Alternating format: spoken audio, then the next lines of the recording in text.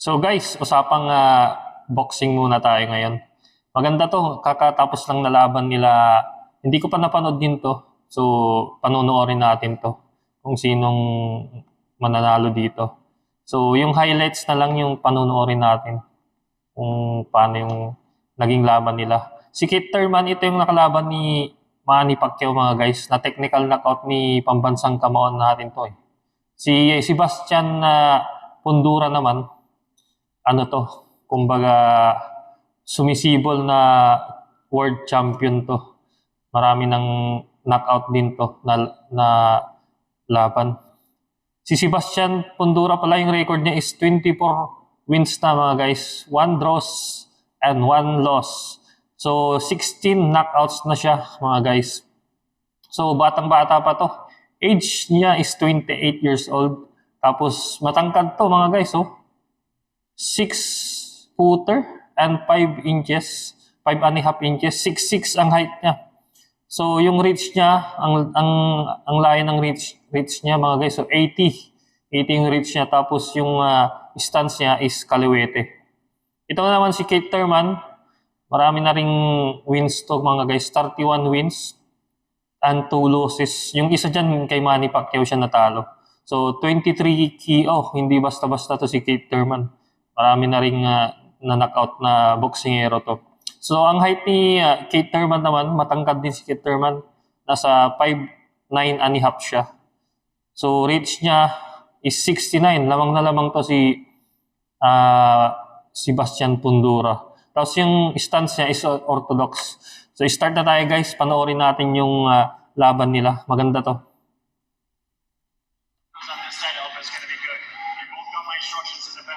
Protect yourselves at all times. Listen my commands. Touch them up.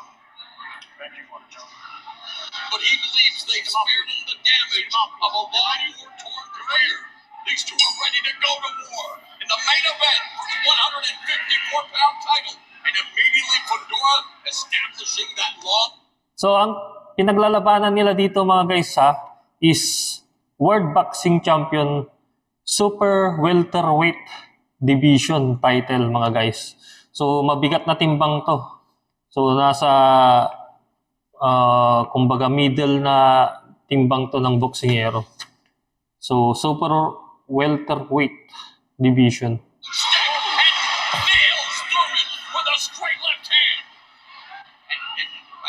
So kung makikita natin, grabe oh. Oh, di ba? Round 2 na yan mga guys. Lamang na lamang ang tangkad niya.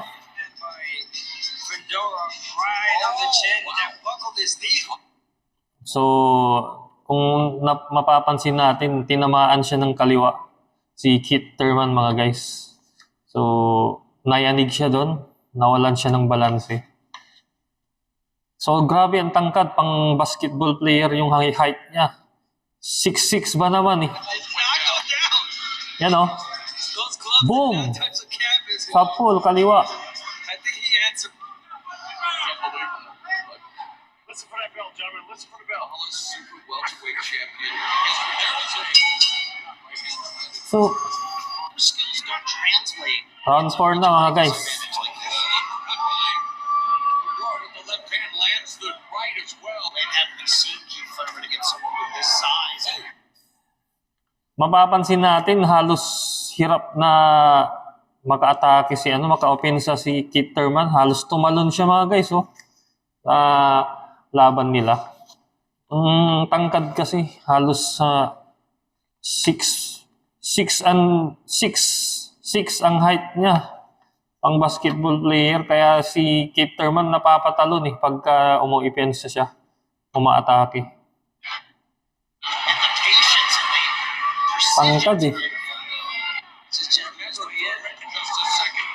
Round 4 na yan mga guys. Sa pululoy yung uppercut. Round 5 na.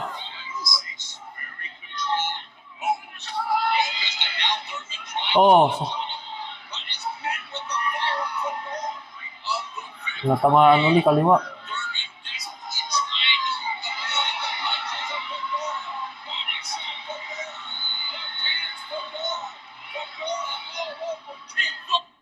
Grabe yung suntok ni Sebastian Fundora, parang ang lamya eh. Pero nayayanig si Keith Thurman. Kahit sabihin nating malamya yung suntok niya, may power pa rin eh. Nayayanig si Keith Thurman eh. Tapos makikita natin yung mga swell niya sa mukha oh, sa ilalim ng mata. Ang lala na.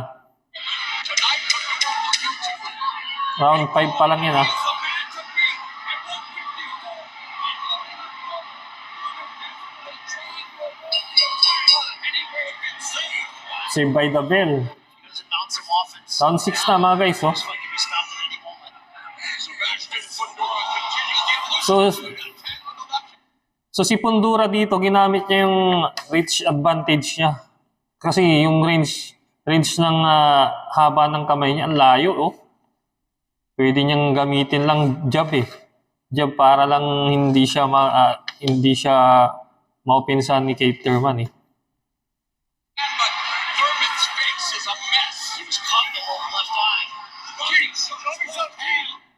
So, mapapansin natin, ginawa ng dito, punching bag si Keith Thurman. Hindi na siya nakaka-opensa eh.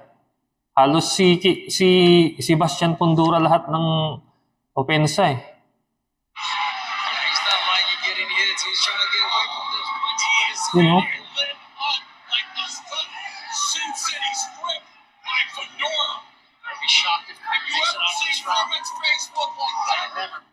So, yun na, duguan na yung kaliwang mata ni, sa ilalim ng mata ni Keith Thurman. Duguan na siya talaga, oh. Kawawa na talaga. Grabing pahirap yung ginawa sa kanya dito. Something he said in the fight. Ginawa siyang punching bag. Oh, nako. Yun. So, technical knockout na mga guys. Hininto na ng referee kasi hindi na siya nakaka-opensa eh, si Keith Thurman. Kumbaga, ginawa lang siyang punching bag ni Sebastian Fundora. So, technical knockout via, round 6 via technical knockout ang nangyari. Round 6 lang yung tinagal ng, ng laban nila, oh. Ganda. Sebastian Fundora serving notice to the rest of the division.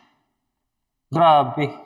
Yung ganyang height, tapos ang timbang lang niya is super welterweight division. So hindi pa siya heavyweight sa ganyang height. 6'6" mga guys.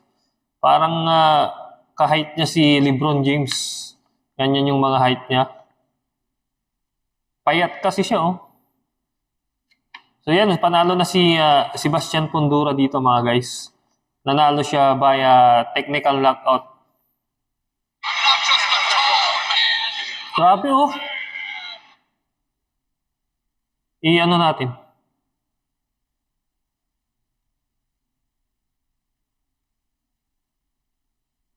Tingnan natin yung mukha ni Keith Thurman mga guys, oh.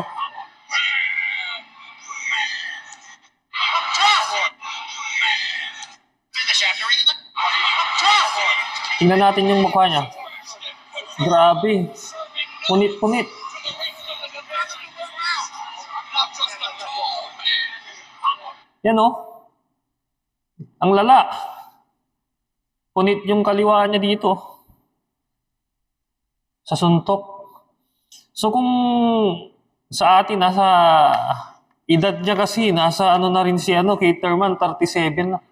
Pa-retire na yung ganitong edad 37. Kaso si Manny Pacquiao, nasa 40 plus na, 45 na. Nagbobok, pa rin bumalik pa rin sa pagboboxing eh. So ang edad nila is, ang agwat is 10 years. Wala, hindi siya nanalo kay Sebastian Fundora. Grabe, oh. And this is the finish after he Yan yung off the hook. Never did. technical knockout nangyari. Tinigil na kasi hindi na siya nakaka-depensa at opensa. By way of technical knockout and still the WBC Super Welterweight